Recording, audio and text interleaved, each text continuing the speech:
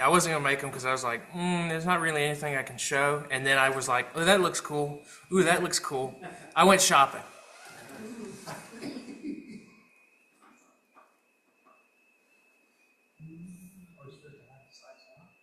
Yes. Sorry. So, genealogies and gale force winds. The topics of this tour portion for this week. Slide. I busted it up into 4 parts. I'm gonna summarize the parsha.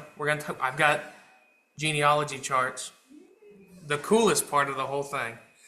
Then we're gonna a real quick analysis of the 2 stories, and then a main message. I'm not gonna say the main message because you can take a lot from each portion, but a main message of the parsha and a conclusion. Slide. So the Torah portion starts with talking about Noah. He was born around the time that the flood starts. The earth was corrupted and everyone was evil. They had evil in their hearts, and the Lord was going to wipe the slate clean. He was going to eradicate it all. And then he saw Noah and saw how wholehearted and righteous he was, and was like, you can live. So he tells him to basically build a multi-story office building. To put it in perspective, it's about that large. The ark's 450 feet long, 75 feet wide, and 45 feet tall. So my dad figured this out. If you go from the property line this way and the property line that way, it's about 450 feet. And the ark's about as wide as this building is long. And then it's 45 feet tall. So that's like 6 of me, something like that. It was big. It was a big building. But then again, you're supposed to hold every animal ever created. So, kind of gotta. It had 3 floors. It had the roof, and then the first floor, second floor, and then the bottom of the boat. Slide. This is actually in Kentucky. I think somebody talked about this last year, and I wanted to put in a picture. This is a full-size recreation of Noah's Ark. It's in Kentucky. You can actually go inside it. It's a museum. It's not built exactly the way, on the inside at least, that the Ark was built. But they've got exhibits on the inside, like what Noah's living quarters would have looked like, what the animal holding cages would have looked like, what the food storage would have looked like. It's pretty cool. It's in Williamstown, Kentucky. It's a little bit bigger than the actual Ark, I'll go ahead and tell you, and I'm pretty sure that's just to make everything fit, which is fine. They just scaled it in every dimension a little bit. Definitely a bucket list item. I definitely want to go there one day. Slide. It's just Kentucky. I could, cannonball it, go, and then cannonball back. I wanted to include some pictures of the Ark cutaway. There's some, there can be some differences on how it was actually put together. The picture on the right is actually taken from the Ark Encounters website, the people that made the life-size Ark. This is taken from their website, and then the one on the left is another one that I found to show how it was laid out. It was animal storage on top and bottom, and food storage and stuff in between. And that, that's totally up for debate, but it's pretty cool to see how it could have been laid out. Slide. So, the Ark, I wanted to point out something pretty cool. So as most of you know, modern day gopher wood only really grows in Georgia, like right next to this state, Georgia, America. So pretty far away from Israel and all that land. But it could be up to a translation error, or not a translation error, but a difference in translation. So the Jewish Encyclopedia says that it's most likely a translation of the Babylonian Gushur is Irene, cedar beams, which makes a lot of sense, or the Assyrian Giparu, which means reeds. And others have also stated that the letter Gimel and Kaf might have been confused. And so if you change out the Gimel for the Kaf, it changes the word to Kofar, which means pitch, which would have meant pitched wood, which means wood that's saturated with basically sap. It's kind of like, it's like natural pressure treated wood, kind of. Slide. So Noah is to bring 7 couples of all the clean animals, all the animals considered kosher, on the ark, and for every unclean animal, every animal that's not kosher, you bring 1 couple. And they use couple because they want to specify that it's strictly, and I'm going to put this in quotes because it's not in the Bible, but husband and wife. I never really got a clear explanation on that, but basically they just wanted to make sure that the couples they brought on had only been with each other for the most part. No interspecies going on, you know? And also 7 couples of every bird because every bird is kosher. Quote marks, could be wrong, but that's what it says. That was a jump because I was like, oh, if there's 7 of every clean animal and there's 7 of birds, then birds must be clean. That was my logic there. And then the flood comes and lasts for basically a whole year. And there's some rough math, and there's disputes on how long the flood actually lasted. It definitely rained for 40 days and 40 nights, and it states that the water remained power over the earth for 150 days, and then after 150 days, the water started to recede. And then the math gets funky when they start talking about how Noah kept sending out the dove. Thank you. I was looking for the specific bird. The raven the first time, and then the dove the second time, and then the dove all the repeated times. And then it brings back an olive leaf, and that's how you can tell, oh, the water's starting to recede, because the bird found a leaf, and then the bird didn't come back, and he was like, water must be gone. So they jump out of the boat, and the water is all gone. Slide. The ark comes to rest on Mount Ararat, and I wanted to point this out. This is the supposed site where the ark rested on Mount Ararat, and is backed up by at least 2 facts that I know of. From tip to tip, the longest dimension, it's exactly roughly 450 feet, which is what the ark was supposed to be. And they've actually used some kind of fancy, it's like LiDAR, but they use it to measure cavities in the earth without having to dig into the earth, I think. It's some kind of fancy thing. They've detected caverns underneath this site that might be leftover space from after the ark decomposed or was dismantled or whatever. Anyway, it's pretty cool. I wanted to include it. You can actually still go visit it today. It's I want to say it's called Mount Ararat State Park or whatever, something like that. Slide.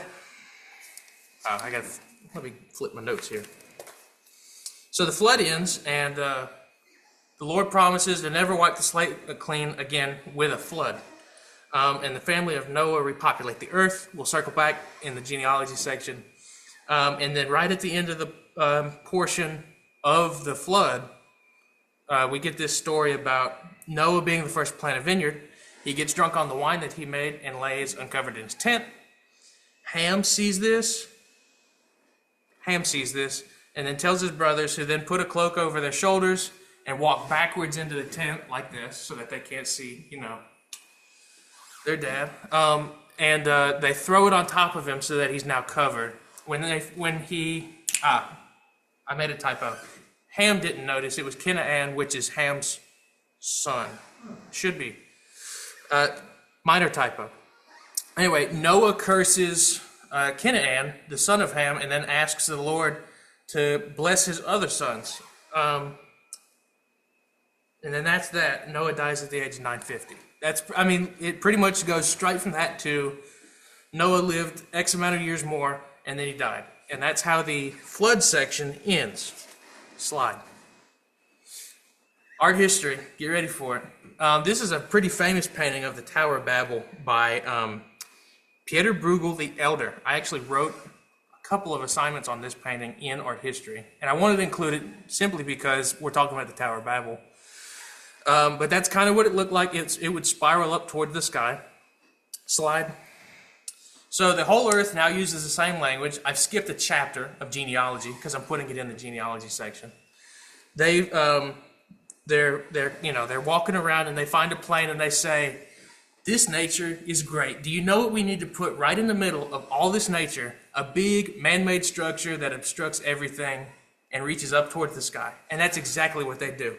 And I might talk about it later, but it's believed that Nimrod was the leader that commissioned the building of the Tower of Babel. And Nimrod was, we'll talk about that in the genealogy section, but he was a descendant of Noah.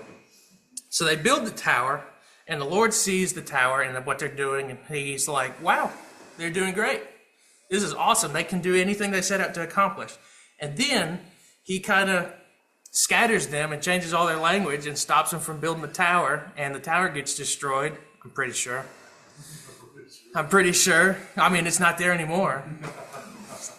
So for this reason, and then he states that for this reason it's called Babel, confusion, because there Adonai confused the language of the whole earth, and from there Adonai scattered them all over the earth. And that's it. That's the whole story. I remembered it being longer, but it's really only 2 or 3 paragraphs. Slide. All right. If you're going to take a nap, now's the time.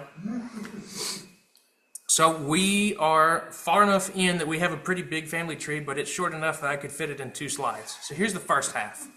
We've got Adam and Eve up at the top, and then Cain, Abel, and Seth, and then Enoch over there, first Enoch, and then we have other Enoch down here, which was Noah's great-grandfather that wrote the book of Enoch, and we talked about that during Sukkot, wild book, go read it. And then I also wanted to point out Tubal-Cain. Tubal-Cain is 8th generation of Adam's family line. Noah is 10th generation of Adam's family tree. And Enoch, Noah's great-grandfather, is 7th generation. And I would like to point out that Enoch, the person who wrote the book of Enoch that contains all that weird stuff, the number 7's a big deal. And Noah is the 10th generation. And you'll notice in the second half of the tree slide, Abraham, who will later receive the covenant and institute a main message that I'm going to talk about at the end, he's 20th generation of Adam, which is, it's kind of cool how major events were happening in tens of generations. Adam, the earth, the earth is created, man's created. Noah, the earth gets wiped, 10th generation, and restarted with another quote-unquote Adam. Noah wasn't Adam, but he was the seed of the new generation. And then Abraham's going to start a new one as well in the 20th generation. Pretty cool. All right, here we go, Nimrod. So Nimrod is not in this tree, mainly because I didn't want to go build one myself, so I ripped it off Wikipedia. Nimrod is the son of Cush, who was the son of Ham, and later non-biblical traditions state that Nimrod was the ruler who commissioned the Tower of Babel. Fun fact. So, slide. I'm about to wrap up. These are 2 different stories, totally different stories. The flood is about how the individual was taking priority over the community. People were putting their own needs before the community. Everybody was doing it, and that's why evil ruled the world. The needs of the individual, I just said that. So this is why the Lord told Noah to build the ark to serve as the seed of the new generation that will have good in their hearts when he wipes the earth. And then the tower is the exact opposite because it's about putting the community before the individual.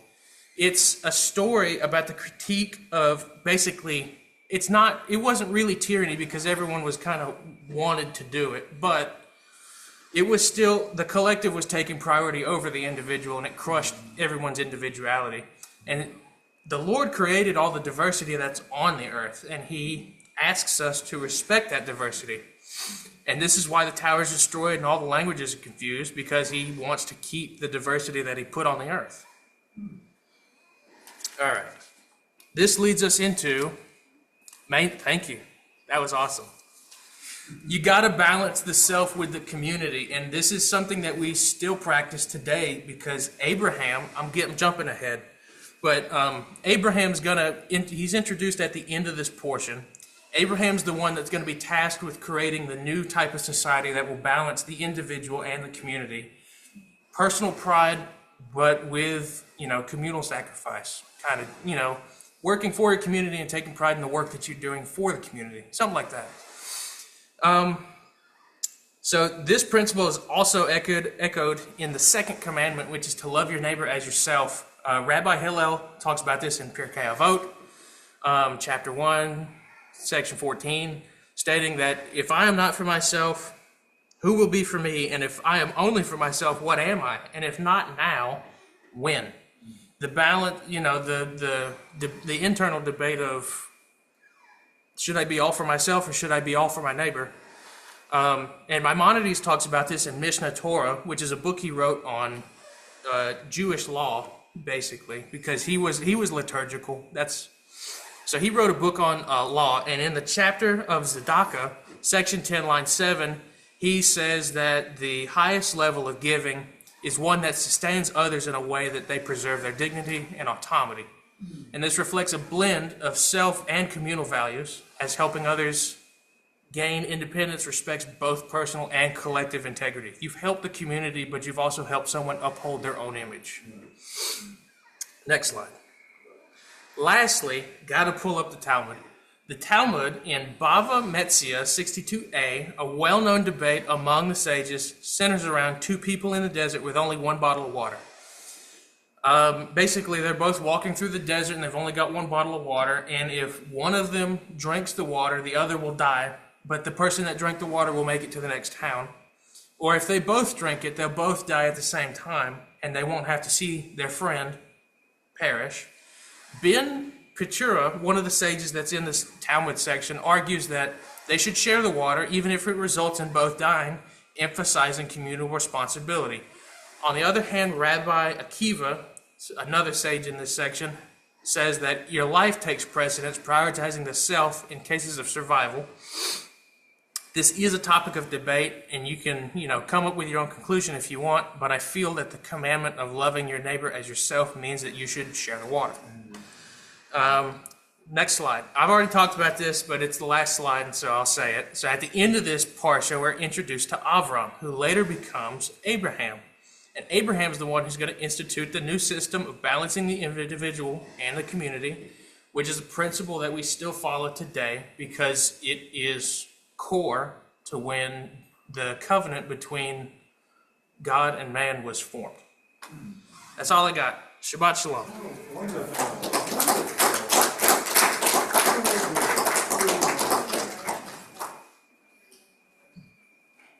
We're going to have just a moment of prayer on our first Shabbat of the month.